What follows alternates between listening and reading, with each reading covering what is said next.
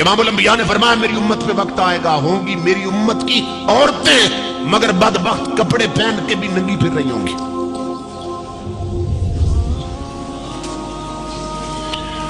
अब ये हदीस पढ़ रहा हूं और इसकी मैं तशरीह कर रहा हूं, शरह बयान कर रहा हूं। अब हर मां बहन बेटी अपने आप को इस हदीस की तकड़ी पे तोले, वो कहीं इसकी जद में तो नहीं आ रही। अगर आ रही है तो फिर इस हदीस के आखिर में आका जो अजाब बयान कर रहे हैं उस अजाब के लिए तैयार हो जाए। ये 4 दिन का खेल है, जिंदगी खत्म होने वाली है। इमामुल अंबिया ने फरमाया मेरी उम्मत की औरतें एक वक्त आएगा कपड़े पहन के भी नंगी होंगी। और शारीन हदीस ने लिखा कि शरीयत की नजर में औरत कपड़े पहनकर नंगी कैसे होती है। नंबर 1, आका की इस हदीस का माना यह है एक वक्त आएगा औरतें शॉर्ट ड्रेस पहनेंगी, मुख्तसर लिबास पहनेंगी कि जिस्म के कुछ हिस्से पे कपड़ा होगा, कुछ हिस्सा नंगा होगा।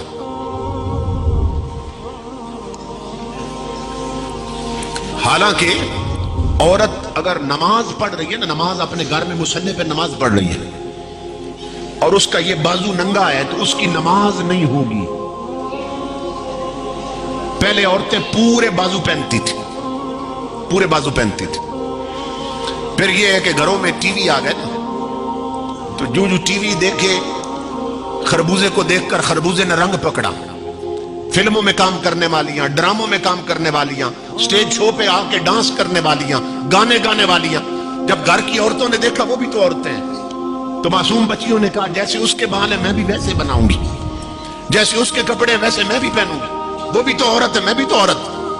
और उन्हें नहीं किसी ने बताया कि वो तो कोठे वाली है, वो तो तवाइफ है, वो तो कजरी है, वो तो इज्जत बेचकर जिंदगी गुजार रही है और तू शरीफ खानदान शरीफ मां बाप की बेटी है, तुझ में और उसमें कोई फर्क नहीं। इमामुल अंबिया के गुलामों, फिर उन्हें देखकर औरतें फैशन करने लग गईं। फिर बाजू हाफ हुए, फिर हाफ से भी खत्म हो गए और अब कांधों तक बाजू खत्म हो गए औरतों के। अब गर्मियों में आगे जो लिबास आ रहा है ना और आगे जो फैशन चलने वाला है वो ये है कि यहां तक बाजू नहीं होंगे, बाजू पूरे नंगे होंगे। औरतें बैन वाले कुर्ते पहनती थी, बैन वाले, क्यों? ताकि यहां गर्दन पर भी किसी गैर की नजर न पड़े।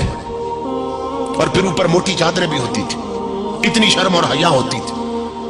और आज सूरत हाल ये है कि ये बैन खत्म हो गए, बैन।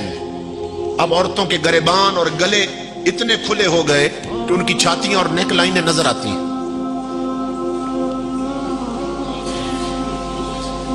इधर ऊपर से औरत नंगी हो गई, इधर बाजुओं से नंगी हो गई, उधर ढीले ढाले कुर्ते होते थे, खुले खुले कपड़े, टाइट लिबास पहना, चाक इतने ऊंचे कर दिए कि पेट नजर आने लग गए, खुली शलवारें होती थी ताकि जिस्म का जोड़ नजर ना आने पाए। और फिर उसमें बल देते थे, बल, बलदार सलवार होती थी, शलवार। इमामुल अंबिया के गुलामों, उसकी जगह टाइट पजामे आ गए कि औरतों के जिस्म का अंग अंग जोड़ जोड़ नजर आने लगा। और 1500 साल पहले मेरे आका ने फरमाया जो औरतें शॉर्ट ड्रेस पहनेंगी वो कपड़े पहनकर भी शरीयत की नजर में नंगी होंगी। नंबर 2, जो औरतें टाइट लिबास पहनेंगी, टाइट लिबास, जो चुस्त लिबास होता है ना, वो ऐसा होता है कि जिस्म के जिन हिस्सों का छुपाना जरूरी है वो टाइट लिबास की वजह से खुद उभर कर सामने आ जाते हैं। तो इमामुल अंबिया की शरीयत की नजर में टाइट लिबास पहनने वाली औरत कपड़े पहनकर भी बरहना होती है, नंगी होती। शॉर्ट ड्रेस पहनने वाली शरीयत की नजर में कपड़े पहनकर भी नंगी होती है। और तीसरी चीज इमामुल अंबिया ने फरमाया एक वक्त आएगा औरतों पे, एक गर्मियों में औरतें पतला लिबास पहनेगी, बारीक कपड़े, बारीक कपड़े। ये कपड़ा पहना होगा मगर इतना पतला और बारीक होगा कि अंदर से औरत का जिस्म नजर आ रहा होगा। और तुम्हारे मेरे नबी की शरीयत की नजर में ऐसी औरतें भी कपड़े पहनकर नंगी होती हैं।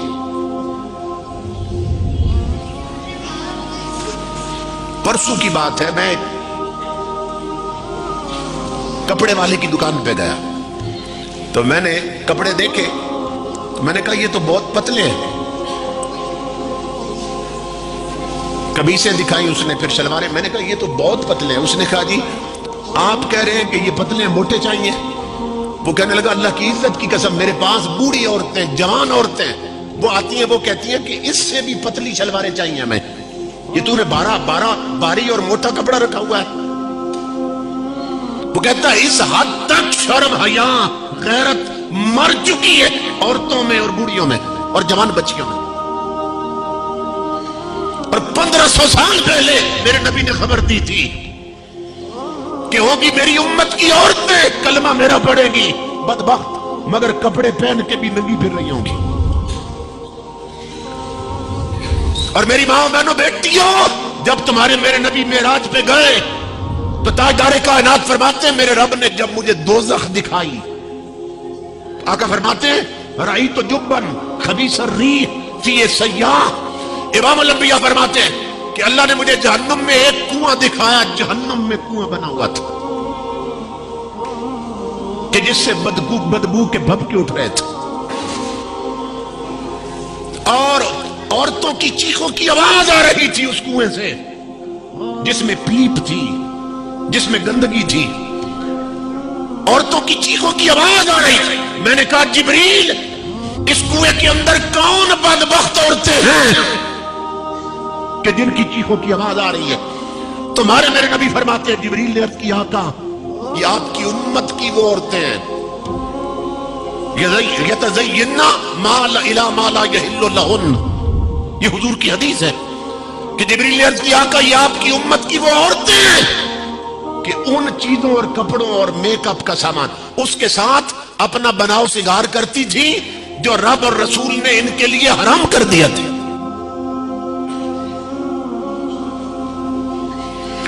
اور امام الانبیاء فرماتے ہیں رأیت رجالا، پھر جہنم میں میں نے اپنی امت کے کئی مرد دیکھے تقرض جلودہم بمقارید من نار. یہ لفظ حدیث کے. امام الانبیاء فرماتے ہیں آگ کی کینچیوں سے، جہنم کی کینچیوں سے ان کے جسم کا چمڑا کاٹا جا رہا تھا. رأیت رجالا، آقا فرماتے ہیں میں نے مرد دیکھے. میں نے کہا جبریل ما شان ہؤلاء، یہ کون بدبخت مرد ہیں کہ آگ کی کینچیوں سے جن کے جسم کا چمڑا کاٹا جا رہا ہے؟ جبریل نے عرض کیا آقا یہ آپ کی امت کے وہ مرد ہیں جو اپنے جسم کو اس چیز سے سنوارتے تھے جو اللہ اور اس کے رسول نے ان کے لیے حرام کر دی تھی.